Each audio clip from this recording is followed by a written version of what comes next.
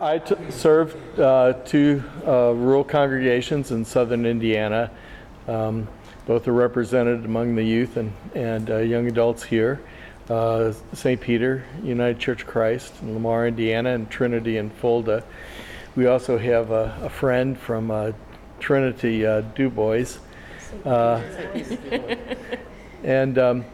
I've served those churches since I graduated from Eden Seminary in 1979. So it's been a long trip together.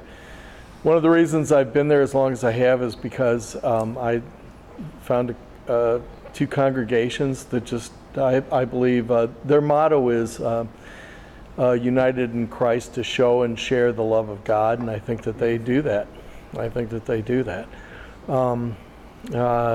They did it before I got there, and I'm confident they'll do it after I'm gone. To see somebody in pain and misery is one thing. To feel sorry for them is another thing. To empathize to the point where you have no choice but to do something, that's not something most people learn at this age. And here you have story after story of these committed young adults who can't watch somebody suffer and not do anything. That's just pretty remarkable. Well, there are lots of stories, but one of the poignant things about their stories is, these were kids that were willing to get up in front of the congregation. And I remember when Ethan did it, he gets up and he goes, and I saw them living under the bridge, and he goes, I try not to cry, but some tears leaked out. And when he said that, man, there were tears leaking out of all of us. And, Maddie said, she couldn't do much, but she did. She was the one who got up in front of the church and said, we got to do something about this, and this is something that we could do. These kids have just been a driving force. They've raised thousands of dollars in a project called Read to Feed, which started out with Heifer Project, but they also recently have been doing it for a UCC church in Flint, Michigan, who has a water program there. Yeah, I was in Flint a couple of months ago. Yeah, absolutely awful. And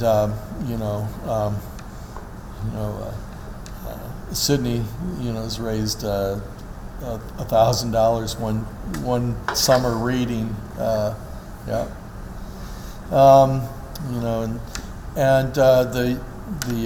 kids now, the youth group has had a project in Haiti that they chose the project. It is they believe in an ongoing relationship. So it wasn't just a mission trip, but they've raised money for to put it in adding on to a school where now they have clean water. They have a kitchen, and they feed the kids out of the kitchen. They bought land for with money that they raised themselves, so that they could add on to the school.